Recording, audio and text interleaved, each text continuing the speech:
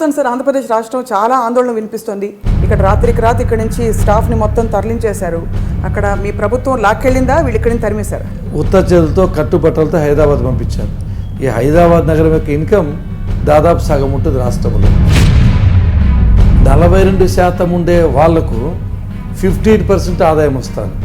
58% మాకు వచ్చేది 42 to 43% వస్తుంది. రాజధాని నిర్మాణం, మీరు అంటున్న పెద్ద పెద్ద పథకాల అమలు, ఇవన్నీ సాధ్యం అంటారా? ఉత్తరాంధ్రలోని శ్రీకాకుళము, విశాఖపట్నం, విజయనగరం 3 జిల్లాలు అతరాకుతరం అయిపోతే within A span of 12 days లోపల యథాస్థితి తీసుకొచ్చారంటే ఇది నభూతో నభవిష్యత్తు, ఎవరూ చేయని కార్యక్రమం. కానీ రుణమాఫీ ఎగ్గొట్టారు చాలా మందికి అని చెప్పి కూడా విమర్శలు వస్తున్నాయి.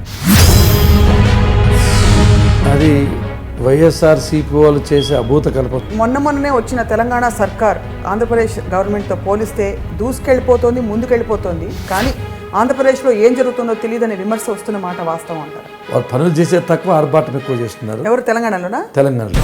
కోపం వస్తే మీ ప్రభుత్వం ఛానల్స్ ఆపేస్తారు.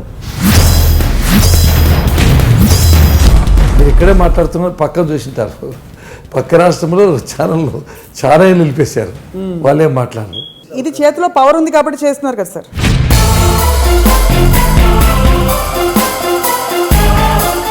ఒక్కటో రెండో ఛానల్స్ ప్రభుత్వము మీద అకారణంగా పడుతుంది. అది కూడా అవినీతితో ఛానల్స్ పెట్టి దాని ప్రజా ప్రయోజనాలకు విరుద్ధంగా ప్రవర్తిస్తుంటే చాలా అన్యాయంగా అట్లా కాదు, లేనివి పోనివి ప్రజలు తప్పుదారి పట్టిస్తారు. మిగతా ఛానల్స్ దొరికేది పోలు ఒకటో రెండో ఉంటే కొద్దిగా వార్నింగ్ ఇవ్వడం, అంటే అలాంటి సందర్భాలు కూడా అయ్యాయా? Loose tongue is always dangerous. ఆ ముఖ్యమంత్రికి తేడా చూద్దాం. ఈయన కష్టపడే దాంట్లో 1/10 ఆయన కష్టపడంలో 24 hours ఆయన ఉంటాడు, ఆయన ఫార్మ్ హౌస్లో ఉంటాడు. సార్ అన్ని చంద్రబాబు నాయుడు గారు అంటే అన్యాయం కదా సార్. ఆయన ఒక్కరే ముఖ్యమంత్రి ఆ దేశంలో, ఆయన ఒక్కరే లీడరా? పార్టీ అధినేతని పొగడకపోతే రాజకీయాల్లో మనుగడ కష్టమా? మీకు పరిటాల సునీత గారికి ఏమన్నా కొంచెం అభిప్రాయ భేదాలు ఉన్నాయా? ఒకటేమంటే వేరే వాళ్ళు నియమాలు పద్ధతులు పాటిస్తారని నేను ఆలోచన చేయను, కానీ నేను మాత్రం పర్ఫెక్ట్గా పద్ధతులు నియమాలు పాటించాలనే పత్తు పోతుంది. ఐటీకి సంబంధించి నారా లోకేష్ గారే డైరెక్ట్గా ఆర్డర్లు ఇస్తున్నారు, గవర్నమెంట్ ఆఫీషియల్స్తో మాట్లాడుతున్నారని ఒక టాక్ ఉంది. మీ మంచితనం వల్ల మీరు ఊరుకుంటున్నారు.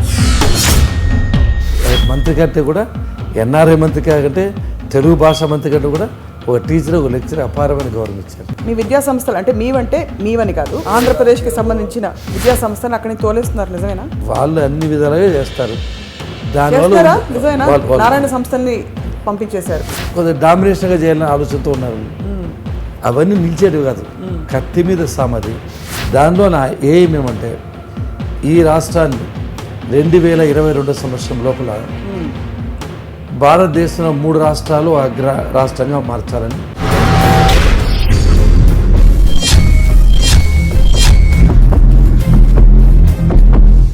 హలో, హాయ్, నమస్తే. ఇవాల్టి ఐపీఎల్ ఇండియన్ పొలిటికల్ లీగ్లో మన అతిథి ఆంధ్రప్రదేశ్ ప్రభుత్వ మంత్రివర్యులు డాక్టర్ పల్లె రఘునాథ్ రెడ్డి గారు. 1 కాదు 2 కాదు 5 మంత్రిత్వ శాఖలకి రథసారథిగా ఉంటూ ఆంధ్రప్రదేశ్ నవనిర్మాణంలో ఏం చేస్తున్నారు, ఎలా చేస్తున్నారు ఇవాల్టి ఐపీఎల్లో. నమస్కారం మంత్రి గారు. 5 మంత్రిత్వ శాఖలు మీ అసలు ఈ కార్డు చదివేసరికే మాకు చాలాసేపు పట్టింది. మీకు ఇంకా పనిచేయడానికి ఎంతసేపు పడుతుందో, ఎంత సమయం వెచ్చిస్తున్నారో రోజులో అనిపిస్తుంది. గౌరవ ముఖ్యమంత్రి శ్రీ నారా చంద్రబాబు నాయుడు గారు నా మీద నమ్మకం ఉంచి, విశ్వాసం ఉంచి అతి ప్రధానమైన శాఖలు 5 కేటాయించడం జరిగింది. 5ంటిని ఆయన ఆశీస్సులతో ఉండే అధికారుల యొక్క సహకారంతో బాగా అహర్నిశలో కష్టపడి పనిచేస్తూ ఆ శాఖలకన్నీ మంచి పేరు తీసుకొచ్చే ప్రయత్నం చేస్తున్నాను. సార్ మామూలుగా ఇది రాజకీయాల్లో బాగా అగ్రెసివ్గా దూకుడుగా ఉండాలంటారు. మీరేమో మీ గురించి విన్నది, మిమ్మల్ని చూస్తుండగా తెలుస్తుంది కూడా మీరు చాలా మృదు స్వభావి, సహృదయులు, చాలా సాఫ్ట్ స్పోకెన్ అని. ఎలా నడుస్తోంది? అధికారులు మీ మాట వింటున్నారా? నేను ఒకటి గమనించానమ్మా, రాముని రామబాణం కంటే, కృష్ణుని సుదర్శన చక్రం కంటే, ఈశ్వరుని పాశుపదాస్త్రం కంటే కూడా అత్యంత శక్తివంతమైనది మంచి మాట, మంచి ఆలోచన, మంచి భావన. ఎవరైతే చాలా చక్కగా, సూటిగా, స్పష్టంగా, జనరంజకంగా మనుషుల హృదయాలకి దూసుకొని పోయే రీతిలో పాజిటివ్గా, కన్స్ట్రక్టివ్గా, ప్రోగ్రెసివ్గా, ఆచి తూచి ఇతరులు మెచ్చేటట్టు నచ్చేటట్లు మాట్లాడగలుగుతారో వాళ్ళ వృత్తిలో అత్యున్నతమైన శిఖరాలు అధిరోహిస్తారు. కాబట్టి నేను బ్యాలెన్స్గా ఉంటాను, అందరితో కలిసిమెలిసి మాట్లాడతాను, ఆప్యాయతగా ఉంటాను, అధికారంతో కాదు అభిమానంతో పనిచేయిస్తున్నాను. కాబట్టి నాకు ఎక్కడ ఏ అధికారితో ఇబ్బంది రాలేదు, ఎవరితో కొట్లాడే అవకాశం నాకు రాలేదు. వాళ్ళు కొట్లాడడానికి సిద్ధంగా ఉన్నా నేను కొట్లాడడానికి సిద్ధంగా. అలాంటి సందర్భాలు కూడా అయ్యాయా? కొట్లాడడానికి వచ్చారా? వచ్చినా కూడా నేను సిద్ధంగా లేను, బ్యాలెన్స్గా ఉంటాను. కాబట్టి ఎక్కడ నాకు ఇబ్బంది రాలేదు. కాబట్టి అటు విద్యారంగంలో రాణించాను, రాజకీయ రంగంలో రాణించాను. అంటే విద్యారంగంలో దాదాపు నాకు తెలిసి మార్నింగ్ 4:30కి లేస్తే నైట్ 10:30 వరకు కెమిస్ట్రీ బోధించేవాడిని. Daily 14 periods for a period of 20 years. I have not seen sunrise and sunset. Textbook రాసిన, గైడ్ రాసిన, 1,00,000 మందికి ప్రత్యక్షంగా చదువు చెప్పాను. ఇండైరెక్ట్గా నా ఇన్స్టిట్యూట్స్ దాదాపు ఇప్పుడు 58 ఇన్స్టిట్యూట్స్ ఉన్నాయి. 3,000 మంది ఉద్యోగస్తులు పనిచేస్తారు. Like parallel government, national awards ఉన్నాయి, గోల్డ్ మెడల్స్ ఉన్నాయి. విద్యారంగంలో ఒక రికార్డు క్రియేట్ చేశాను. మీ మార్క్ వేసుకున్నారు విద్యారంగంలో. తర్వాత నా జీవితం చూసి నాకు సినిమా గుర్తుకొస్తుంది. ఇంటర్వ్యూల తర్వాత రాజకీయ రంగంలోకి వచ్చాను. 3 సార్లు ఎమ్మెల్యే అయ్యాను, ఓసారి ఎమ్మెల్సీ యునానిమస్ అయ్యాను, ప్రభుత్వ విప్పుగా పనిచేశాను గౌరవ ముఖ్యమంత్రి సహకారంతో. ఈరోజు 5 శాఖలున్న క్యాబినెట్ మంత్రిగా ప్రవర్తిస్తున్నాను. కానీ 5 శాఖలు మీకు ఇచ్చేటప్పుడు సార్ మీకు కానీ ఆయన కానీ డౌట్ రాలేదా? అంటే ఇంకా వేరే వాళ్ళు బాధపడతారని కానీ, లేకపోతే ఇలాంటివన్నీ కామన్గా ఉంటాయి కదా రాజకీయాల్లో. అంటే జనరల్గా ఒకదానికో రిలేటెడ్ శాఖలు ఉన్నాయి, అందుకని ఇవ్వాల్సి వచ్చింది, సార్ ఇచ్చాడు. కాబట్టి ఒక రంగంలో రాణించేది కష్టమయ్యేది కాలాల్లో 2 రంగాల్లోనూ ప్యారల్గా సైమల్టేనియస్గా దేనికి తక్కువకుండా అదే ఈజ్తో అదే వేవ్ లెంత్తో పోతున్నానంటే it is because of the voice only. Loose tongue is always dangerous. నాకు గుర్తొచ్చి ఎవరైతే పరుషంగా మాట్లాడతారో, ఎవరైతే కఠినంగా మాట్లాడతారో, ఎవరైతే దుర్భాషలాడతారో అటువంటి వాళ్ళు ఈ చరిత్రలో బాగుపడిన దాఖలాలు లేవు. కాబట్టి ఎప్పుడు కూడా బ్యాలెన్సింగ్ ఈజ్ మోర్ ఇంపార్టెంట్ అని చెప్పి నేను రుజువు చేశాను. కానీ మెయిన్ మీరు విద్యావేత్త అయ్యండి, మీరు PhD యువర్ సెల్ఫ్, మీరు డాక్టరేట్ అయ్యండి కూడా విద్యాశాఖకి దూరంగా ఉన్నారు కదా. అంటే చంద్రబాబు నాయుడు సార్ ఒకటి ఆలోచన చేశాడు. నాకు ఇన్స్టిట్యూట్స్ ఉన్నాయి కాబట్టి నేను విద్యాశాఖ నిర్వహిస్తే అది ఏదైనా కొద్ది విమర్శలకు తావిస్తున్న ఆలోచన చేత కొద్దిగా ఆలోచన చేసి information technology, INPR, Telugu language literature culture archaeology, NRI ministry, minority welfare అన్నీ కలిసి ఇచ్చారు. ఎటుపోతుంది సార్ ఆంధ్రప్రదేశ్ రాష్ట్రం? చాలా ఆందోళన వినిపిస్తుంది. కొత్త రాజధాని ఎప్పుడు వస్తుందని. ఇక్కడ రాత్రికి రాత్రి ఇక్కడి నుంచి స్టాఫ్ని మొత్తం తరలించేశారు. అక్కడ మీ ప్రభుత్వం లాక్కెళ్ళిందా, వీళ్ళు ఇక్కడి నుంచి తరిమేశారా? అంటే ఒకటి, గౌరవ ముఖ్యమంత్రి గారికి ఆలోచన ఉంది. ప్రజలు తన మీద నమ్మకం ఉంచారు, విశ్వాసం ఉంచారు, గౌరవం ఉంచారు. ముచ్చటగా 3వసారి ముఖ్యమంత్రి చేశారు. కాబట్టి ఈ రాష్ట్ర ప్రజల యొక్క రుణాన్ని తీర్చుకోవాలని ఆలోచన చేత ఆయన ఎండనక వాననక పగలనక రాత్రనక 24 గంటలు ఈ రాష్ట్ర అభివృద్ధి కోసం అహర్నిశలు కృషి చేస్తున్నారు. దానిలో నా ఎయిమ్ ఏమంటే ఈ రాష్ట్రాన్ని 2022 సంవత్సరం లోపల భారతదేశంలో 3 రాష్ట్రాలు అగ్ర రాష్ట్రంగా మార్చాలని, 3 రాష్ట్రాలు ఒక రాష్ట్రంగా 2029 సంవత్సరానికి ఈ నవ్యాంధ్రప్రదేశ్ను భారతదేశంలోనే ఒక రాష్ట్రంగా మొదటి రాష్ట్రంగా మార్చాలని, 2050 సంవత్సరానికి ప్రపంచంలో నెంబర్ 1గా తీర్చిదిద్దాలని చెప్పి పరిపాలనలో కానీ, అభివృద్ధిలో కానీ, సంస్కరణలో కానీ, సంక్షేమంలో కానీ అనేక రకమైన ఇన్నోవేటివ్ సరికొత్త ప్రోగ్రామ్స్ ప్రవేశపెట్టడం జరుగుతుంది. ఏవైతే ఎన్నికల్లో హామీ ఇచ్చాడో లోటు బడ్జెట్ ఉన్నప్పటికి కూడా ఏమాత్రమూ సంకోచించుకోకుండా అన్ని కార్యక్రమాలు ఒకవైపున అమలు చేస్తూ ఇంకోవైపున ప్రపంచ స్థాయి రాజధాని నిర్మించి ఈ 5 కోట్ల మంది ప్రజల యొక్క కళను సాకారం చేయాలని ఆలోచన చేత ఇంకో ప్రయత్నం చేస్తున్నారు. 2022 అంటే మనకు 5-6 ఏళ్ళు కూడా లేదు. 5-6 ఏళ్ళలో 2-3 బిల్డింగ్లు కట్టడానికి సరిపోతుంది. నిజంగా ఆంధ్రప్రదేశ్ అంటే రాజధాని నిర్మాణం, మీరు అంటున్న పెద్ద పెద్ద పథకాల అమలు ఇవన్నీ సాధ్యం అంటారా? చంద్రబాబు నాయుడు గారు చేయలేని పని ఏమీ లేదని నాకు గమనించాను. కారణం ఏమో మీరు గమనించుంటారు. ఉధూ తుఫాన్ వచ్చినప్పుడు ఉత్తరాంధ్రలోని శ్రీకాకుళము, విశాఖపట్నం, విజయనగరం 3 జిల్లాలు అతలాకుతలమైపోతే, 1000 స్తంభాలు నేల కొలిగితే, 1000 చెట్లు నేల కూలితే అన్నిటినీ కవర్ చేసి immediate with in a span of 12 days లోపల యథాస్థితి తీసుకొచ్చారంటే ఇది నభూతో నభవిష్యత్తు ఎవరూ చేయని కార్యక్రమం. నాకు గుర్తుంది, అమెరికాలో ఒక్కసారి ఈ తుఫాన్ వస్తే వాళ్ళు కోలుకోవడానికి అగ్రరాజానికి మూనీలు పెడితే ఈయన ఖచ్చితంగా 12 రోజులలోపు దాన్ని చేయగలిగాడు. అంటే ఏదైనా పట్టుకుంటే ఆయన ఏదైనా సాధిస్తాడు. ఇంకో రికార్డు మీరు గమనించుంటారు, 64 ఏళ్ల వయసులో 2817 కిలోమీటర్లు 208 రోజులు చేసి ఆ స్థాయి నాయకుడు ఆ వయసులో చేసిండేది అది అరుదైన, అసాధారణమైన, అపురూపమైన రికార్డు. ఏది పట్టినా కూడా అదేవిధంగా రాజధాని నిర్మాణం మీరు గమనించుంటారు. 34,000 ఎకరాల్లో ఒక్క పైసా ఖర్చు లేకుండా ల్యాండ్ పూలింగ్లో రైతులు ఒప్పించి ఆ ల్యాండ్ నొప్పించారా సార్? నిజం చెప్పండి, 100కి రైతులని ఒప్పించారా? నొప్పించారు. అంటే దాంట్లో వేలాది మంది రైతులు ఉన్నారు. నొప్పిస్తే మనం చేయలేం. చంద్రబాబు నాయుడు గారు ల్యాండ్ పూలింగ్ వచ్చింది, రోడ్స్ డెవలప్ అవుతాయి. మా సైటు ఎకరాకు 30 లక్షలు ఉండేది, పొద్దు సైట్ వల్ల 2 కోట్లు 3 కోట్లు వస్తుంది. 10 సంవత్సరాల పాటు వాళ్ళకి ఎకరాకు 30,000 ఇస్తున్నాము, ఉద్యోగాలు ఇస్తున్నాము, వాళ్ళకి బెనిఫిట్ అవుతుంది. కాబట్టే ఎవ్వరు కూడా సంకోచించుకోకుండా, ఏమాత్రం హెజిటేట్ చేయకోకుండా ఇది ఇచ్చిండేది భారతదేశ చరిత్ర అరుదైన సంఘటన. ఇంతవరకు ఎక్కడ ఎవరు చేయలేరు.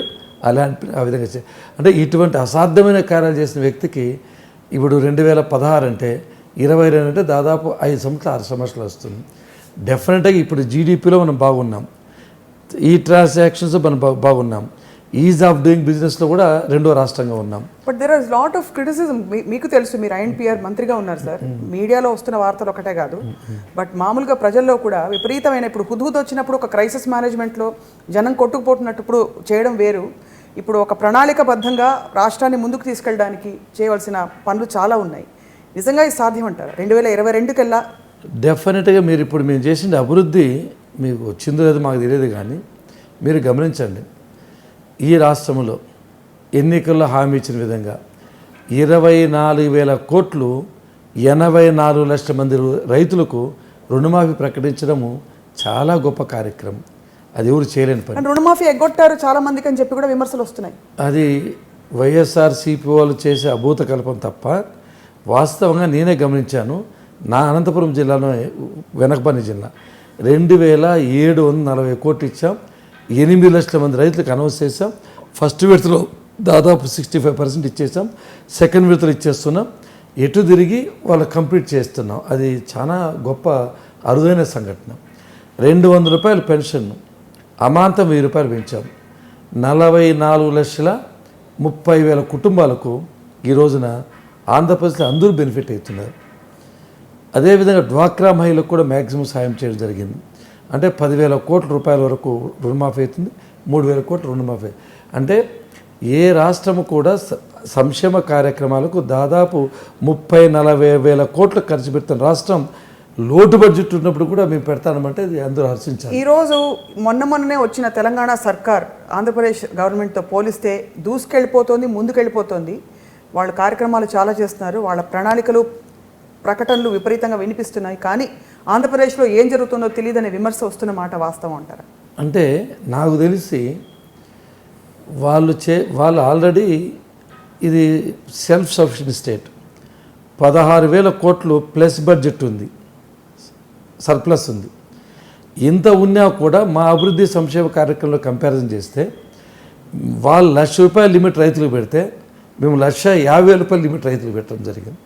వాళ్ళకంటే ఎక్కువ మందికి మేము పెన్షన్లు ఇస్తున్నాం, ఎక్కువ ఖర్చు పెడుతున్నాం. వాళ్ళకంటే జనాభా ఎక్కువ ఉంది మాకు, అయినప్పటికీ సస్టైన్ అయ్యి ఇప్పుడు అగ్రికల్చర్లో మేము జీడిపిలో బాగా పెరిగాం. వాళ్ళ జీడిపి కంటే మంది 10.99 ఉంది. ఈవెన్ నేషనల్ జీడిపి కూడా 7.6 ఉంది. ఈజ్ ఆఫ్ డూయింగ్ బిజినెస్లో నెంబర్ 2 ఉన్నాం. ప్రతి ఒక్క అభివృద్ధి సంక్షేమ కార్యక్రమం మేము 0తో స్టార్ట్ అయ్యాం. ఇదంతా 2 ఏళ్ళలో అయిపోయిందంటారా? వాళ్ళు 100తో స్టార్ట్ అవుతున్నారు. ఇదంతా 2 ఏళ్ళలో అయిందా సార్? 2 సంవత్సరాల లోపలే ఫస్ట్ ఇయర్కు సెకండ్ ఇయర్ కూడా డిఫరెన్స్ కనపడుతుంది అగ్రికల్చర్లో. అన్నిటికంటే అది గొప్ప విషయం. వాళ్ళకు వడ్డించినవి ఇస్తారు. ఏంటి ఒక్క హైదరాబాద్ ముందు వాళ్ళ ఆదాయం అంతా మొత్తం ఉండే ప్రాంతాలన్నీ నీళ్ళు వచ్చినప్పుడు వాళ్ళ నుంచి మాకు రావాల్సింది, పైనుంచి అన్నీ రావాల్సిందే.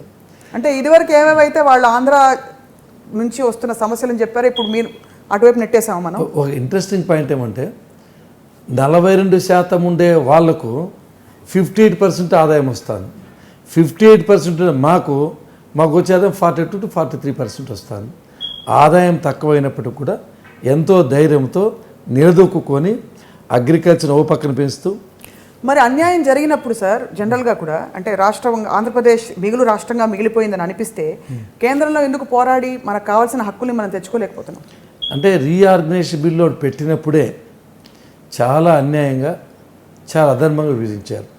ఎప్పుడు కూడా అప్పులు ఏం చేశారు, జనాభా ప్రకారము అప్పులు ఇచ్చారు, కానీ ఆస్తి మాత్రము భౌగోళిక పరిస్థితి ప్రకారం ఇచ్చారు. అది కూడా ఆస్తులు కూడా ఇచ్చింటే అంటే ఉత్తర చేతులతో కట్టుబట్టలతో హైదరాబాద్ పంపించారు. ఈ హైదరాబాద్ నగరం యొక్క ఇన్కమ్ దాదాపు సగం ఉంటుంది రాష్ట్రంలో. కాబట్టి ఇది విసిపెట్టేసిపోవడం వల్ల కొన్ని ఇబ్బంది వచ్చిన మాట వాస్తవమే. ఒకటి గమనించాల, యావత్ ప్రపంచంలో ప్రజలను చూస్తుంటారు, ఒక్క చంద్రబాబు నాయుడు గారు కాకుండా వేరేళ్ళు అధికారంలోకి వచ్చింటే ఊహించుకోలేము, జీతాలు వచ్చేటివి కాదు, ఇక్కడ చిన్నాభిన్నమైపోయిన వ్యవస్థ అంతా ఇబ్బంది వచ్చినది. ఆయనకుండే గౌరవ ముఖ్యమంత్రి గారికి ఉండే మేధా సంపత్తి చాలా అపారం. నేను చాలామంది ముఖ్యమంత్రి చూశాను, రాజకీయ నాయకులు చూశాను, కానీ ఆయనకుండే అపారమైన నాలెడ్జ్ ప్రతి ఒక్క ఇష్యూ మీద. నువ్వు ఇన్ఫర్మేషన్ టెక్నాలజీ తీసుకో, ఎలక్ట్రానిక్స్ తీసుకో, ఇరిగేషన్ తీసుకో, అగ్రికల్చర్ తీసుకో, ఫిషరీస్ తీసుకో, ఏ డిపార్ట్మెంట్ తీసుకున్నా కూడా డే అండ్ నైట్ వర్కౌట్ చేసేయడం. కానీ అపారమైన ఐఏఎస్ ఆఫీసర్స్కు ఉండదు, మంత్రులకు ఉండదు, అంత శక్తి ఉంది. ఏ విధంగా చేయాలి, సిచ్యుయేషన్ ఏ విధంగా హ్యాండిల్ చేయాలి ఆయనే సాటి. కాబట్టి ఆయన ప్రతిభ వలన, ఆయన శక్తి వలన, ఆ సామర్థ్యం వల్లనే ఆంధ్రప్రదేశ్ ముందుకు పోతుంది. నాకు నమ్మకం ఉంది, అన్ని రాష్ట్రాల్లో బైపాస్ చేసిపోతాం. సార్ మీరు ఐఎన్పిఆర్ మంత్రి కాబట్టి మీ దగ్గర మొరపెట్టుకుంటున్నాం.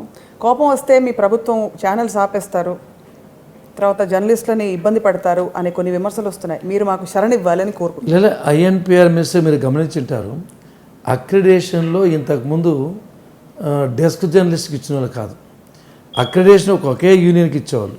మేము వచ్చిన తర్వాత ఎలక్ట్రానిక్ మీడియా అన్ని సంఘాలకు కూడా అక్రిడేషన్ లిబరల్గా ఛానల్స్ ఆపిన మాట వాస్తవం సార్.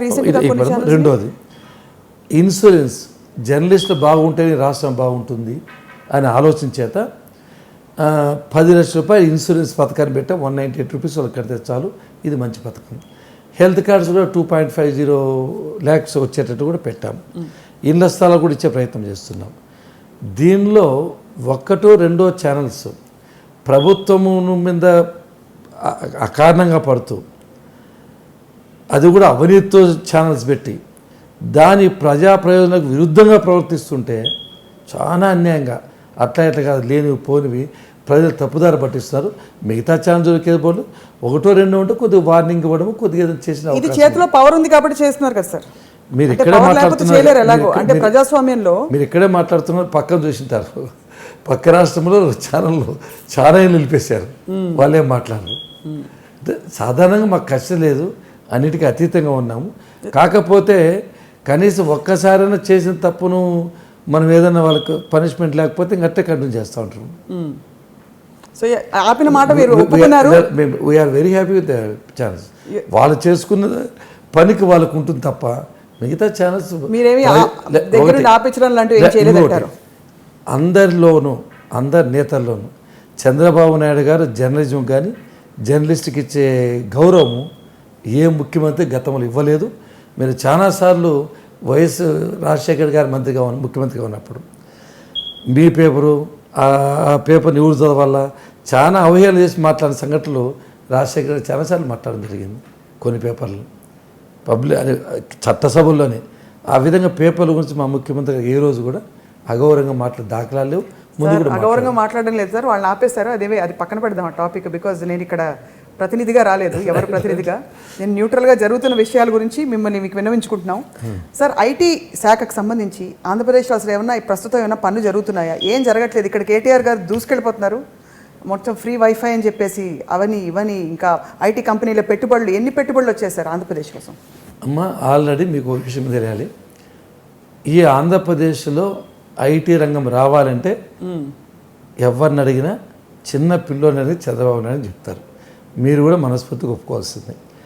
ఐటీని హైదరాబాద్ తీసుకొచ్చిండేది, ప్రపంచ చరిత్ర పటములో హైదరాబాద్కు ప్రత్యేకమైన స్థానం ఇచ్చిండేది గౌరవ ముఖ్యమంత్రి నారా చంద్రబాబు నాయుడు గారు. సైబర్ సిటీ కానీ, హైటెక్ సిటీ కానీ సైఫరాబాద్ కానీ ఈ కొత్త అన్ని కంపెనీలు వచ్చినాయి. ఈరోజు వీళ్ళు వచ్చి ఆ కంపెనీ లేబెట్టుకుంటే సార్ ఎక్స్ట్రా తెచ్చేది ఏమి లేదు. అదేంటి సార్, అమెరికా అంతా తిరిగి వచ్చారు ఆయన మొన్న వెళ్ళి. నేను కూడా రెండుసార్లు తిరిగి వచ్చానమ్మా, కానీ ఎవరు రారు, వాళ్ళకి వచ్చింది లేదు. ఉన్నదాన్ని గొప్ప సంగతి కాదు, 100 ఉండారు, 105 నడిపొచ్చాడు. మేము జీరోతో స్టార్ట్ చేస్తాం. వాళ్ళు 65,000 కోట్ల పెట్టుబడులు ఏడుంటే మాకు 1,500 కోట్ల పెట్టుబడులు. ఈడ 3,30,000 మంది ఉద్యోగాలు ఏలుకుంటే మేము అక్కడ 22,000 ఉద్యోగాలతో బిగించేస్తాం. అంటే వాళ్ళకు మాకు 0 to 100 తేడా. విడిపోయిన తర్వాత ఇండస్ట్రీ అంతా ఈ పక్క వచ్చింది, ఆ పక్క లేదు. అయినా మా కష్టం మేము పడ్డాం, మా ఇబ్బంది మేము పడుతున్నాము. ఉన్నాయి ఇప్పుడు పెట్టుబడి 4,67,000 కోట్లు పెట్టుబడి పెడతాం ఇండస్ట్రీస్ అని చెప్పి సిసిఐ మీటింగ్లో వచ్చారు. అయిపోయినా నెక్స్ట్ అదేవిధంగా ఇండస్ట్రీస్ వస్తున్నాయి, ఐటీ కంపెనీస్ వస్తున్నాయి. కాకపోతే బిగినింగ్లో కొద్ది ఇబ్బంది వస్తుంది. ఎందుకంటే ఇంటర్నేషనల్ సిటీ కావాలి, ఇంటర్నేషనల్ ఎయిర్పోర్ట్ కావాలి, తర్వాత హై స్టాండర్డ్ ఎడ్యుకేషన్ ఇన్స్టిట్యూట్స్ కావాలి, వాళ్ళకు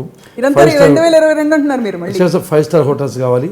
అయినప్పటికీ 2 విషయాల్లో మేము భారతదేశంలో వీళ్ళు కాదు కదా, కర్ణాటక ఫస్ట్ ఉంది, వాళ్ళకంటే కూడా నోయిడా కంటే మేము 2 విషయాలు ఫాస్ట్గా ఉన్నాం. ఒకటి ఈ ప్రగతి అనేది అద్భుతమైన ప్రాజెక్టు. ఈ ప్రగతి కానీ కంప్లీట్ అయిపోతే దక్షిణ ఆసియా దేశాల్లోనే మేము నెంబర్ 1 కాబోతున్నాం, నాట్ ఓన్లీ ఇండియా. ఈ ప్రగతి ప్రపంచంలో 186 కంట్రీస్ ఉంటే 10 కంట్రీస్ మాత్రమే కొంత ఇంప్లిమెంట్ చేస్తున్నాయి. అది కంప్లీట్ చేయబోతున్నాం. అది వస్తే will be number 1 in South East Asia. Number 2 వచ్చి ఫైబర్ గ్రిడ్ ప్రాజెక్టు ఉండి పెట్టాం.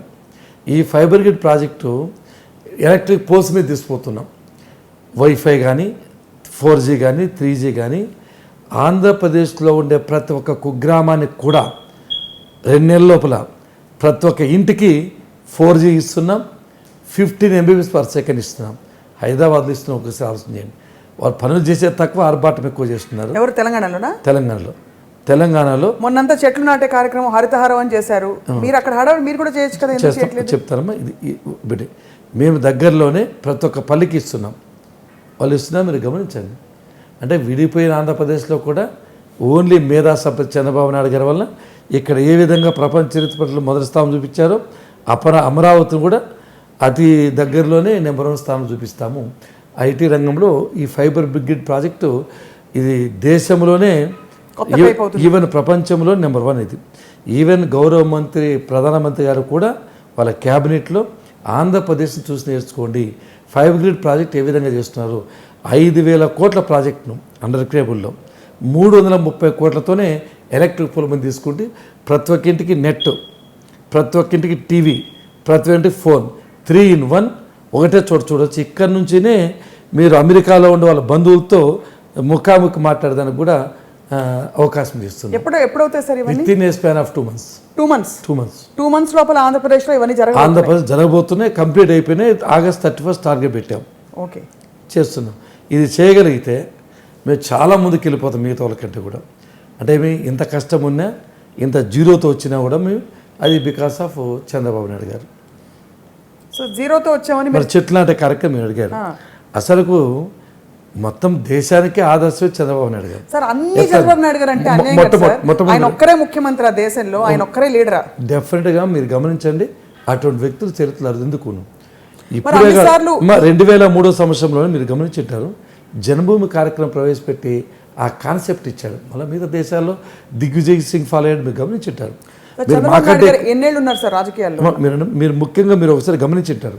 మీరు ఎందుకంటే జర్నలిజంలో ఉన్నారు, బాగా యాక్టివ్ పర్సన్ కాబట్టి మీరు అప్పట్లోనే దిగ్విజయ్ సింగ్ మాట చెప్పడం జరిగింది, నేను ముఖ్యమంత్రి అవుతాను ఇట్లే మధ్యప్రదేశ్కు, ఆంధ్రప్రదేశ్ పోతాను, డెఫినెట్గా చంద్రబాబు నాయుడు చేస్తున్న జన్మభూమి కార్యక్రమం చూసి ఆడు ఏం చేస్తే ఇక్కడ చేస్తా అని చెప్తే ఆయనకు హైకమాండ్ నోటీస్ కూడా ఇవ్వడం జరిగింది.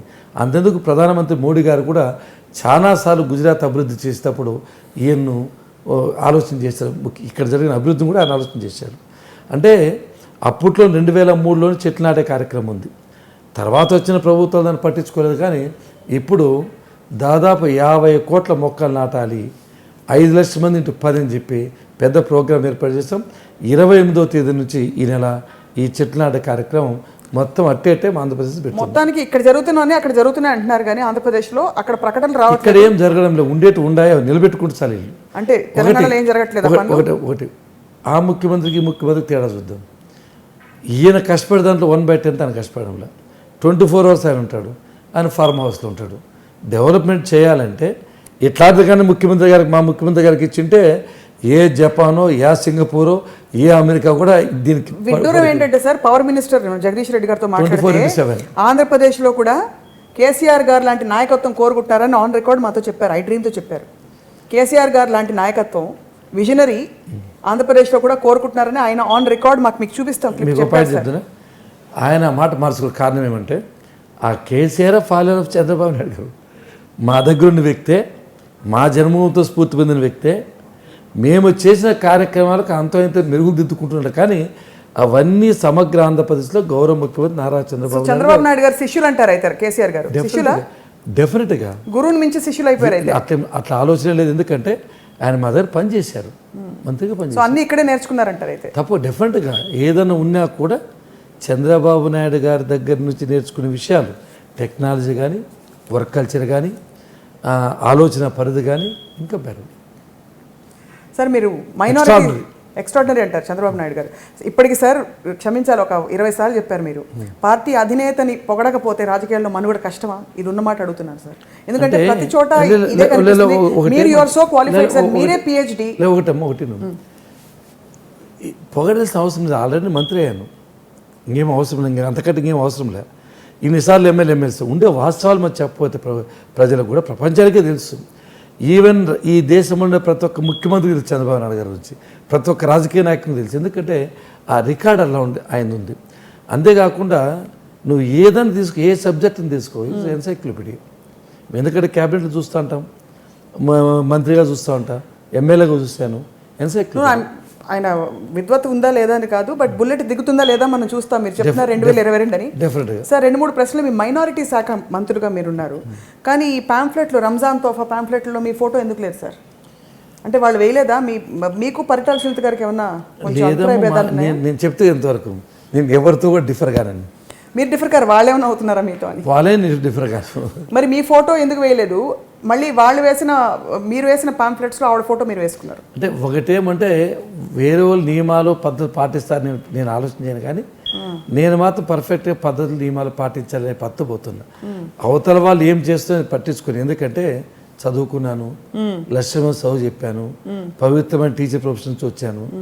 మన పద్ధతిలో కానీ మన వేవులెంతలో కానీ కరెక్ట్గా ఉండే ఆలోచన చేస్తాను. నేను గౌరవించాను, ఆ ఫోటో కూడా నేను వేసాను పేపర్లో. మీరేం బాధపడలేదా మీ ఫోటో వేయలేదని? అన్నిటికీ అతీతం, రాజకీయాల్లోకి వచ్చిన తర్వాత అన్నిటికీ అతీతంగా ఉంటాను. అంతేనా? గెలిచినప్పుడు ఎట్లుంటాను, ఓడిపోయినప్పుడు ఎట్లా ఉంటాను, కష్టం వచ్చి ఎట్లుంటాను, సంతోషం ఎట్లా ఉంటాను. బాడీ మౌల్డ్ చేశాను. నేను కూడా దాదాపు ఒక 18 hours వర్క్ చేస్తాను డైలీ. 18 hours వర్క్ చేస్తాను. మరి ఇన్ని మంత్రిత్వ శాఖలు ఒకసారి చదువుతున్నాను సార్.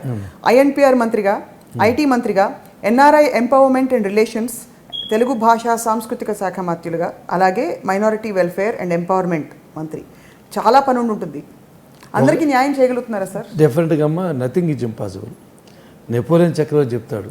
కాదు, కొన్ని మిగతా వాళ్ళకి ఎవరికైనా పంచిపెట్టమని మీరు ఎందుకు చెప్పలేదు సార్? అంటే మనం చెప్పేది remove impossible from the dictionary Napoleon చెప్తాడు. కాబట్టి కష్టం అనుకుంటే చిన్న పని కూడా చేయలేం. ఇది కష్టం కాదనుకుంటే ముఖ్యమంత్రి గారు రాష్ట్రాన్ని మోస్తున్నారు, మేము 5 శాఖలు మోసడానికి పెద్ద ఇబ్బంది కూడా కాదు. కాకపోతే ఎక్కడ ఇబ్బంది పడతామంటే అధికారులు కానీ బాగా సక్రమంగా పనిచేస్తే మాకు ఈజీగా ఉంటుంది. మీ మాట ఎవరు వినట్లేదని, అధికారులు మీరు చెప్పిన మాట వినరని, ఒక్కో సందర్భంలో ఐటీకి సంబంధించి నారా లోకేష్ గారే డైరెక్ట్గా అక్కడి నుంచి ఆర్డర్లు ఇస్తున్నారు, గవర్నమెంట్ ఆఫీషియల్స్తో మాట్లాడుతున్నారని ఒక టాక్ ఉంది. మీ మంచితనం వల్ల మీరు ఊరుకుంటున్నారని. ఒకటేమో దాంట్లో ఏమంటే జరకోకడ వేదానికి అవకాశం, ఎందుకంటే మంత్రి చెప్పేది జరగకూడదు, కానీ ప్రొసీజర్ ల్యాప్సెస్ ఉంటాయి, కొద్ది ఫైనాన్షియల్ ప్రాబ్లమ్స్ కొన్ని వస్తాయి, మనం ఏదైనా కొన్ని పనులు చేయాలనుకున్నా కూడా. మూడోది ఏమంటే అధికారులు కూడా కొద్దిగా అలవాటు పడాలి బాగా వర్క్ కల్చర్కు. అందరూ ఇదే వేవలెంత్లో ఉండరు, ఒక్కడ నిలిచిపోయినా కూడా ఆ పని నిలిచిపోతుంది. కాబట్టి జరగకూడదు. నేనేం అపోజిషన్ లీడర్ కాదు, ఈ ప్రభుత్వాన్ని ఏ ఐఏఎస్ ఆఫీసర్ కాదని చేసే సంఘటనలు లేవు, చేయలేరు కూడా. నేను ఇన్ని విద్యాసంస్థలు నడిపే వ్యక్తిని ఈ అధికారులు నడపలేకపోతే. విద్యాసంస్థల్లో రాజకీయాలు ఉండవు సార్, అక్కడ రాజకీయాల్లో నెట్టుకు రావడం అంటే మీరే అన్నారు. అధికారులు కూడా అందట్లేరు. మాకు ఏదైనా శాఖ బాగా రన్ కావాలంటే ఒక కమిషనర్ కానీ సెక్రటరీ కానీ ఎక్సలెంట్గా ఉంటే రైతు కొద్ది గుర్రం. మంత్రుల కంటే కూడా అధికారులు ప్రిన్సిపల్ సెక్రటరీస్ కానీ సెక్రటరీస్ బాగుంటే వాళ్ళకి టైం ఉంటే వర్కౌట్ చేస్తారు, బాగా సాగుతుంది. ఒకవేళ ఒకరో ఇద్దరు కానీ కొద్దిగా నిర్లక్ష్యం చేసి పడితే డిపార్ట్మెంట్ వీక్ అయితే పోతుంది. సార్, గల్ఫ్ కంట్రీస్లో చాలామంది తెలుగు వాళ్ళు ఇబ్బంది పడుతున్న సమస్యలు, స్టోరీస్ మనం చూస్తున్నాం మీడియా అంతా కూడా. వాళ్ళ కోసం ప్రత్యేకంగా కేంద్ర ప్రభుత్వంతో మీరు ఏమైనా పాలసీ మ్యాటర్స్లో కానీ ఇంకా ఏ విధంగా వాళ్ళకి మీరు సహాయపడబోతున్నారు? ఒకటి నేను గమనించింది ఏమంటే 2 రకాల ప్రజలు ఉన్నారు. డెవలప్డ్ కంట్రీస్ తెలుగు వాళ్ళు ఉన్నారు, undeveloped countries plus Gulf countries వాళ్ళు ఉన్నారు. మాకు డెవలప్డ్ కంట్రీస్ అమెరికా కానీ, ఫ్రాన్స్ కానీ, జర్మనీ కానీ, ఆస్ట్రేలియా, యూకే, జపాన్ పోయే వాళ్ళతో ఇబ్బంది ఎటువంటి పరిస్థితి లేదు. వాళ్ళ దేశానికే, ఈ రాష్ట్రానికి ఉపయోగపడతారు. వాళ్ళు అక్కడ ఏదన్నా జీతాలు వచ్చినా, వాళ్ళ ఆదాయం వచ్చినా ఇక్కడ పెట్టుబడులు పెడతారు. కాబట్టి వీఆర్ వెరీ హ్యాపీ ఇద్దాం. కానీ ఇక్కడ పోయే వాళ్ళతో ఇబ్బంది ఏమంటే అన్స్కిల్ లేబరు, స్కిల్ లేబరు ఉంటారు. ఇక్కడ దళాలు చెప్తారు, నువ్వు దుబాయ్ పోయినా, కువైట్ పోయినా, ఇరాక్ పోయినా 1000 రూపాయల జీతాలు ఇస్తారు, నువ్వు ఏం బతుకుంటావు, అక్కడ పోతే నీ జీవితం బాగుంటుంది అని చెప్పి లేనిపోయిన ఆశలు, భ్రమలు కల్పిస్తారు. ఆ ఫేక్ వీసా, ఫేక్ పాస్పోర్ట్ ఒకటి క్రియేట్ చేస్తారు. వాళ్ళని తీసుకొని పోయి అక్కడ కంటైనర్లు పెట్టి వీళ్ళ రికార్డ్స్ని వెనక్కి తీసుకొని ఒక నరకేతను పెడతారు. ఒకసారి ఫుడ్ పెడతారు, ఆరోగ్యం దెబ్బతింటుంది. 8 అవర్స్ బదులు 12 గంటలు చేస్తారు. తెలియక అడిగి ఇరుక్కుంటారు. ఎవరినో ఒకరో ఇద్దరు కానీ కొద్దిగా ఏదైనా క్వశ్చన్ చేస్తే వాళ్ళు కొండ ప్రాంతాలు, ఆ ఇంటీరియర్ ప్రాంతాలకి వేరే యజమానికి అమ్మేస్తారు. ఇంకా వాని ఆను పనులు ఉండవు, సెల్ ఫోన్ తీసేస్తారు. ఇంకా వాడు జీవోత్సవంగా బతకాల్సింది. అటువంటి మా దృష్టికి వచ్చాయి. ఎన్ఆర్ఐ డిపార్ట్మెంట్ తరఫున సుష్మా స్వరాజ్ మేడం అభినందించాలి. ఆమె ఎప్పటికప్పుడు యాక్టివ్ అవుతుంది. అక్కడ అంబాసిడర్స్తో మాట్లాడుకుంటూ, ఏపీ భవన్లో శ్రీకాంత్ గుడ్ ఆఫీసర్ ఉన్నాడు, ఇక్కడ మేము ఎన్ఆర్ఐ డిపార్ట్మెంట్ ఉంది, ఎవరిదని ఇమీడియట్గా వస్తానంటే ఇక్కడ నుంచి ఏపీ భవన్ కమిషనర్ డైరెక్ట్ మాట్లాడము, ఎంత వీలు పడితే అంత. లాస్ట్ ఇయర్ మేము ఇరాక్ నుంచి 123 మంది తీసుకొచ్చాం. అదేవిధంగా లిబియాలో 450 మంది సర్టిఫికేట్ లేకపోతే అథెంటికేషన్ చేసి వచ్చేవాళ్ళు మళ్ళీ అక్కడ నుంచి 60-70 మంది తీసుకొచ్చాం. ఎంత వీలు అక్కడ నుంచి విదేశాల నుంచి బాడీలు తీసుకొస్తున్నాం, అవేర్నెస్ తీసుకొస్తున్నాం, ఆ దళాల మీద కేసులు పెడుతున్నాం. ఎంత చెప్పినా కూడా ఇంకా కొంతమంది మొరటుండి ఏదో వాళ్ళు చెప్పే మాటలు తీయగా ఉండడం వల్ల అక్కడంతా ఫోన్ చేయించి ఇంకా తీసుకుపోతున్నారు. దీని మీద కఠినమైన చర్యలు తీసుకుంటాము.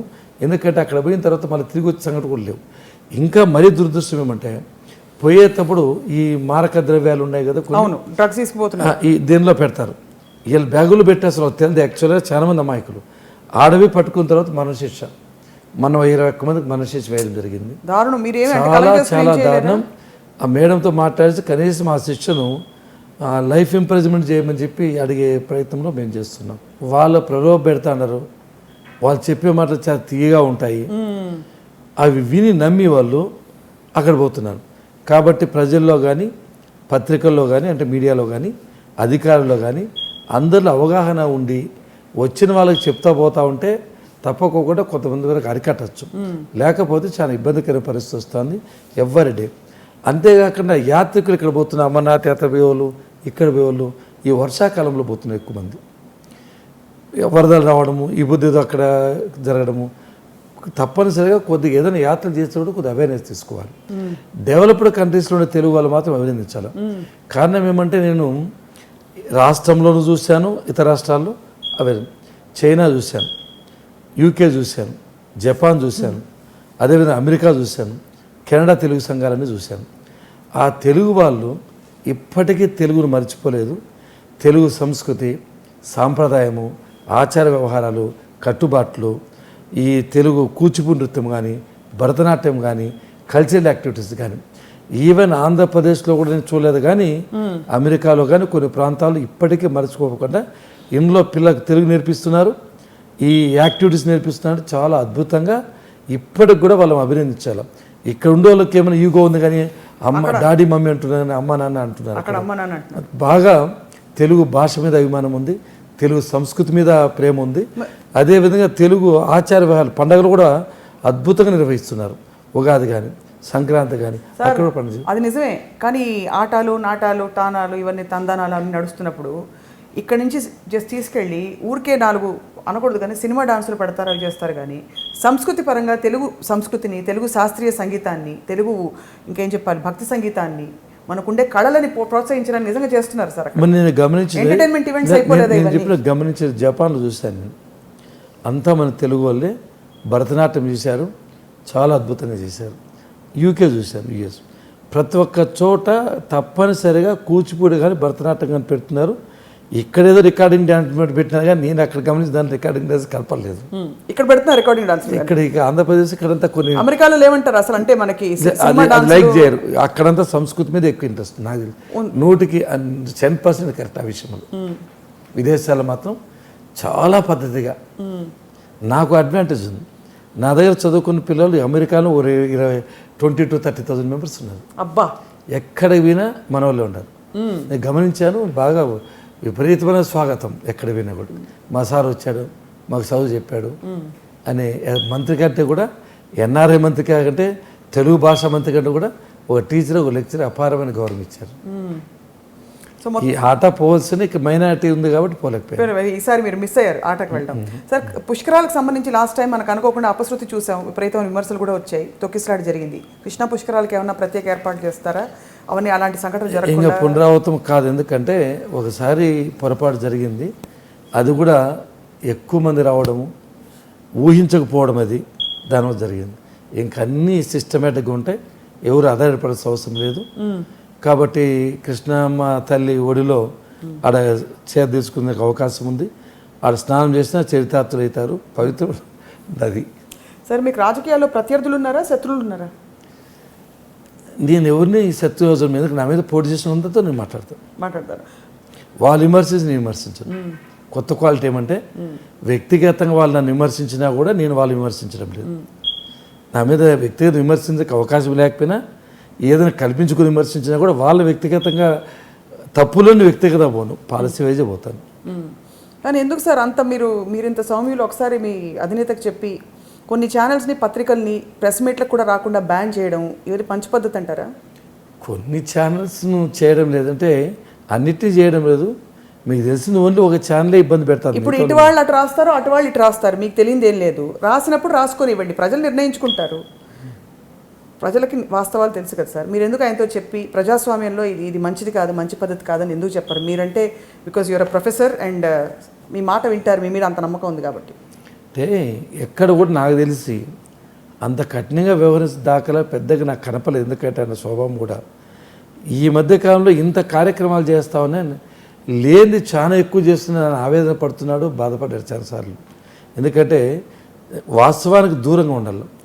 ఏది కూడా పత్రికలు కానీ మీడియా కానీ వాస్తవానికి కొత్త అదే ఆ సమీపంలో ఉండాలి. వాస్తవం లేకపోయినా కూడా ఎక్కడో 100 కిలోమీటర్ల అవతల వాస్తవాలు దూరంలో వార్తలు వస్తే ప్రజలు కలిసి మెలుతారు, వాళ్ళకు ఉపయోగం ఉండదు. జర్నలిజంలో కూడా మార్పు రావాలి. ఎందుకంటే ఉన్నది లేనిది ఉన్నట్టు రాసే వల్ల ఉపయోగం ఉండదు. వాస్తవానికి దగ్గరగా ఉంటే ఉపయోగం ఉంటుంది. వాటన్నిటికీ అంటే ఏవి ఉన్నాయి ఏవి లేవని ఐ థింక్ ఎన్నికల సమయంలో మనకు తెలిసిపోతుంది. రాబోయే 2019 ఎన్నికల బరి ఎలా ఉండబోతుంది అనుకుంటున్నారు? మనకి ముగిస్తూ అడుగుతున్న ప్రశ్న సార్ ఇది. ఈ ప్రజలకు తెలివైన నాకు తెలిసి చైతన్యం వచ్చింది, ముందు కాలం మాది లేదు. ఈ రాష్ట్రానికి దశ దిశ నిర్దేశం చేసే శక్తివంతుల నాయకుని ఎవరైనా పోగొట్టుకుంటే ఆత్మహత్య సదృశ్యమో ఎవరంతా కోలు అయిపోయారు. ఎందుకు చెప్తున్నానంటే 2004వ సంవత్సరంలో ముఖ్యమంత్రి గారు గవర్నమెంట్ పోయిన తర్వాత ఇక్కడ మాకు బార్డర్ కర్ణాటక అనంతపురకు నేను దాదాపు 70 to 80% చాలామంది ఎవరిని కలిసిన ఎంత పరిమాణాలే మీరు అటువంటి నాయకులను పోగొట్టుకుంటారు. రాత్రిమూల కష్టపడతారు. ఆయన ఎందుకు ఓడించా అని చెప్పి మాతో మాట్లాడే చాలా ఉన్నాయి. కాబట్టి ఇప్పుడు కూడా ఈ అవకాశం ఎవరు కూడా ఒకవేళ కోపం ఉన్నా లేకపోతే ఎవరైనా ఏ పరోక్షంగా కొద్దిగా ఏదైనా వేరే పార్టీ ఉన్నా కూడా వాళ్ళ గుండెలో వైఎస్ఆర్సీపీలు అడిగినా కూడా ఆయనకి కంపారిజన్ వచ్చినప్పుడు 1000 రెట్లు క్యారెక్టర్లో కానీ, అవినీతిలో కానీ, లేకపోతే పరిపాలనలో కానీ ఆకాశానికి భూమికి ఉన్న తేడా ఉందని ప్రతి ఒక్కరు. సరే, ఎవరు ఆకాశం ఎవరు భూమి మనం ప్రజలు నిర్ణయిస్తారు సార్ ఎన్నికల వేళ. అలాగే మొన్న నిర్ణయించారు. మొన్న అంటే ఇది ఇప్పుడు చూస్తే యాక్చువల్లీ సుదీర్ఘ రాజకీయ ప్రస్థానంలో 3 సార్లు ఆయన అయింది ముఖ్యమంత్రి చంద్రబాబు గారు. సో మనకి ఇంకా సమయం కాలం నిర్ణయిస్తుంది. బట్ ఏదెవరైనా ఎవరొచ్చినా మంచి పనులు జరగాలి. రికార్డు ఆంధ్రప్రదేశ్ పరిపాలించిన ముఖ్యమంత్రులు ఇంత సుదీర్ఘంగా పరిపాలించిన ముఖ్యమంత్రి లేరు, ఇన్నాళ్ళు ప్రతిపక్ష నాయకుడు ముఖ్యమంత్రి మనిషి కూడా లేరు. అంటే 12 సంవత్సరాలు ముఖ్యమంత్రిగా 10 సంవత్సరాలు ప్రతిపక్ష నాయకునిగా ఈ రికార్డుని ఇంకెవరు చేసేయలేరు నాకు తెలుసు. It is record. బట్ అంటే ఫ్రాంక్లీ స్పీకింగ్ ఓన్లీ అంటే the factors that affected the previous last election we all know చాలా వచ్చాయి. అంటే చాలా అడిషనల్ ఫ్యాక్టర్స్ ఇప్పుడు నిజంగానే ఇన్ఫ్యాక్ట్ మొన్న తెలంగాణ మంత్రి గారు ఏమన్నారంటే టీఆర్ఎస్ని అక్కడ పెడతారట ఆంధ్రప్రదేశ్లో. తెలుగు రాష్ట్ర సమితి అని పేరు కూడా మార్చుకోవాల్సిన అవసరం లేదు. టీఆర్ఎస్ తెలంగాణ రాష్ట్ర సమితి, తెలుగు రాష్ట్ర సమితి అని. ఎందుకంటే ఇక్కడ మీకు పార్టీ ఖాళీ అయిపోయింది. ఒక్క మాట చెప్పండి సార్, చంద్రబాబు గారు అంటే అంత గురి ఉంటే ఎందుకు తెలంగాణలో అంత ఖాళీ అయిపోయింది పార్టీ? కార్యకర్తల పరంగా కావచ్చు, మీ పార్టీ నాయకులు తిప్పి తిప్పి పాప రేవంత్ రెడ్డి గారు ఒక్కరే మిగిలిపోయినట్టు. మీకు ఒకటే పని, Telangana sentiment is there. Yeah but sentiment మీకు ఉంటుంది అంటే ఒక వింగ్ లేదా? తెలంగాణ సెంటిమెంట్ లేదు. తెలంగాణ సెంటిమెంట్ ఉంది. తెలంగాణ తెచ్చిన టీఆర్ఎస్ అనే అభిప్రాయం ప్రజల్లో ఉంది. మీరున్నా కాదన్నా కాకపోయినా కాంగ్రెస్ ఇచ్చినా కూడా వీళ్ళు పోరాడి తెచ్చిన అనే అభిప్రాయం ఉంది. సెంటిమెంట్తో గెలిచారు, అధికారంలోకి వచ్చారు. మీకు తెలియదు ఏముంది, మీడియాని ఏ విధంగా వాడుకుంటున్నారు, ఎవరు టీఆర్ఎస్ ఏ విధంగా చేస్తున్నారు. ఎందుకంటే పత్రికాముఖం మీరు వాడుకోండి సార్, మీడియా అంతా మీ చేతిలోనే ఉంది. ఏ విధంగా చేస్తున్నారు అవన్నీ మీకు తెలియని సత్యం కూడా కాదు. అదేవిధంగా అది ఆల్రెడీ డెవలప్డ్. ఇప్పుడు ఎట్లున్నదో పరిస్థితి, అధికారంలో వీళ్ళతో ఎందుకు అని చెప్పున్నారు, కానీ వాళ్ళలో కుటుంబ పరిపాలన వచ్చేసింది. మొత్తం కొడుకు వచ్చాడు, కూతురు వచ్చింది, అల్లుడు వచ్చాడు, ఈయన వచ్చాడు, మొత్తం అన్నీ అవే ఉన్నాయి. ఒక ప్రాంతాన్ని ఒక రాజుగా పరిపాలిస్తాడు. మీ విద్యా సంస్థలు కూడా తోలేసారు. మీ విద్యా సంస్థలు అంటే మీవంటే మీవని కాదు, ఓ సినీ ఫీల్డ్ ఆంధ్రప్రదేశ్కి సంబంధించిన విద్యా సంస్థలు అక్కడిని తోలేస్తున్నారు. నిజమేనా? వాళ్ళు అన్ని విధాలుగా చేస్తారు. దానివల్ల నారాయణ సంస్థల్ని పంపించేశారు. అన్నిటినీ వాళ్ళు అడ్డుకుంటారు. వాళ్ళ వే ఆఫ్ పరిపాలన కానీ వాళ్ళది కానీ ఓ రకంగా ఉంటుంది. మీకే తెలుస్తుంది. ఏ రకంగా ఉంటుంది సార్ చెప్పండి సార్ ప్లీజ్. జనరల్గానే కొద్దిగా డామినేషన్గా చేయాలని ఆలోచనతో ఉన్నారు. వింటారా వినరా వేరే విధంగా. మేము అట్లేదు, మేము ధర్మపత్రిలో పోతాం, వాస్తవపత్రిలో పోతున్నాం, ఒక ఇబ్బంది పట్టి పరిస్థితులు పోలేదు. అవన్నీ నిలిచేటివి కాదు, కత్తి మీద సామది. సో బాటం మీ పునాది లేకుండా పరిపాలన మీరు చూస్తారు. మీరు ఉంటారు, నేను ఉంటాను. 2014-19 మనం చూస్తాం. తెలుగుదేశం పార్టీ ఉమ్మడి ఆంధ్రప్రదేశ్లో ఉన్న పార్టీ కాబట్టి అడుగుతున్నాను ఈ ప్రశ్న మిమ్మల్ని. మీకు సంబంధించిన రాష్ట్రం కాకపోయినా 2019లో తెలుగుదేశం పార్టీ తెలంగాణలో పోటీ చేస్తుందని అనుకుంటున్నారా మీరు? డెఫినెట్ చేస్తుందమ్మా. అసలు పడతాయి ఓట్లు? ఎప్పుడు కూడా ఉండే ప్రభుత్వాలు కొద్దిగా ఇన్కంపరెన్స్ ఉంటుంది, యాంటీ ఇన్కంపరెన్స్. మాకు తక్కువ ఉండొచ్చు, ఎందుకంటే పద్ధతి ప్రకారం పోతుంది. మీకు కూడా అడబోతున్నాను, వాళ్ళకి మాత్రం యాంటీ ఇన్కంపరెన్స్ వస్తుంది, ఆ సెంటిమెంట్ పోతుంది, ఇవన్నీ బయటకు వస్తాయి. డెఫినెట్గా ఇబ్బంది ఉంటుంది వాళ్ళకి కూడా. అంత ఈజీగా ఉండదు. ఇప్పుడు ఏదో ఎమ్మెల్యేలు వాళ్ళు వీళ్ళు రావడం వస్తూ ఉంటే ఎందుకు అధికారం ఉంది కాబట్టి ఆ పక్క కానీ మా పక్క వస్తారు, ఈ పక్క వస్తారు ఎమ్మెల్యేస్ ప్రస్తుతానికి. మొత్తం మీద ఒక విషయం సార్, ఉన్నమాట చెప్తున్నాను, మీరు చాలా రిలాక్స్డ్గా కామ్గా ఉన్నారు. అంటే ఇంత పని ఒత్తిడిలో వాట్ ఈస్ ద సీక్రెట్ అంటారంటే? ఒకటేమ్మా, ముందు నుంచి కూడా ఆ ప్రొఫెషన్ కానీ నా నేచర్ కూడా చిన్నప్పటి నుంచి కామన్ కూల్గానే ఉంటుంది. అటు ఫ్రమ్ రాయలసీమ. రాయలసీమ నుంచి ఉండి కూడా రాయలసీమ మా కమ్యూనిటీలో ఉండి అది ఇంత ఫైనాన్స్ స్టేటస్, ఇంత పాపులారిటీ ఉండి మా దాంట్లో సర్పంచ్లు కూడా చాలా అగ్రెసివ్గా ఉంటారు. అది లేదు కాబట్టి నేను సర్వైవ్ అయినా ఇన్నాళ్ళు రాజకీయాలు కొనసాగుతున్నాను. మీరు టీచింగ్ మిస్ కారా ఇప్పుడు? టీచింగ్ చేయడం ఇప్పుడు కూడా సాధారణంగా నేను మా కాలేజీ దగ్గర ఎక్కడైనా పోయినప్పుడు కొద్దిగా పిల్లలకు ఏ విధంగా డెవలప్ కావాలి, కొద్దిగా అప్రైజల్గా వాళ్ళకి ఏ విధంగా ఉపయోగపడాలి, what are the principles that they have to follow, కొద్దిగా బాగా చెప్తాను. ఈ ఒర్లు పట్టాభిరామన్ మాకు చెప్తారే ఆ విధంగా మోటివేషన్ స్కిల్ డెవలప్మెంట్ ఇది. So great sir, wonderful. Half an hour 1 hour చెప్తే వాళ్ళకి కొంత మార్పు వస్తుంది. మీరు కాలేజ్ డేస్లో మీకు చాలా మంచి స్టైల్ స్టేట్మెంట్ ఉండేదని మీ చుట్టూ ఉన్న వాళ్ళు చెప్పారు సార్, నిజమా? కాలేజ్ డేస్లో మీది అంటూ ఒక స్టైల్ స్టేట్మెంట్, అంటే రఘునాథ్ రెడ్డి గారి డ్రెస్సింగ్ స్టైల్ కానీ ఆయన ప్రెజెంటేషన్ స్టైల్ కానీ. అంటే నేను లెక్చరర్గా ఉన్నప్పుడు ఏ రోజు టై లేకుండా, కోట్ లేకుండా, కార్ లేకుండా కాలేజ్ పోలేదు. అంటే క్లాస్లో కూడా అంతే, ఆదివారంలో, శనివారంలో, పండగల్లో క్లాసెస్ పెట్టేవాడిని. ఖచ్చితంగా 120 మంది క్లాసులు ఉంటే ఒక్కడు కూడా పక్క పోయేవాడు కూడా కాదు, పక్కకి తిరిగేవాడు కూడా కాదు. చాలా స్పష్టంగా చెప్పేవని విత్ లైవ్లీ ఎగ్జాంపుల్స్, మళ్ళీ చదివే పని అవసరం లేదు అని చెప్పు. అదే దానివల్ల నాకు ఆ వాగ్దాటి, ఆ చదువు చెప్పే సామర్థ్యం ఉంది, ఆ క్లారిటీ, హ్యుమానిటీ. ఇంట్రెస్టింగ్ పాయింట్ ఏమిటి ఇచ్చింది తీసుకున్నాను. ఎస్సీలు, ఎస్టీలు, బీసీలు ఉన్నప్పుడు 2500 మంది కోచింగ్కి వచ్చేవాళ్ళు. అడిగావు నువ్వు ఎంత కడతావు అని, ఆ ఇచ్చినది తీసుకున్నాను, ఫ్రీగా చదువు చెప్పేవాడిని. ఓ 25% ఫ్రీ చదువు చెప్పాను. అవన్నీ ఇప్పుడు నాకు బ్యాంక్ అకౌంట్లో అయ్యాయి. ఏ ఏరియా పోయినా, ఏ దేశం పోయినా అవ్వదు మీకు చదువు నాకు ఫ్రీగా చెప్పారు సార్, ఇవ్వదు ఇక్కడ వచ్చిందని అప్రిషియేషన్ దానివల్ల వచ్చింది. కాబట్టి అది నాకు మంచి అడ్వాంటేజ్ వచ్చింది. వాళ్ళు ఊర్లో పోతే ఛార్జీలకు ఇచ్చేవాళ్ళు. సంక్రాంతి ఊర్లో పోవాలా, ఈ 2500 మంది ఎవరికైనా ఛార్జీలు ఉన్న వాళ్ళు రాసుకొని ఇచ్చేవాళ్ళు, మళ్ళీ అడిగేవాళ్ళం కాదు. అది చాలా ఉపయోగకరం వచ్చింది నాకు. అంటే ఒక పేరెంటల్ కేర్ తీసుకున్నాం. దానివల్ల మంచి, ఇప్పుడైనా ఎమ్మెల్యే ఎవరు చనిపోయినా, యాక్సిడెంట్ అయినా, హాస్పిటల్లో ఉన్నా, ఇబ్బందులు ఉన్న ఫైనాన్స్ సాయం చేస్తాం. మా ఇన్స్టిట్యూట్స్లో వచ్చే ఆదాయాన్ని ఓ 25% దానాలు చేస్తాం.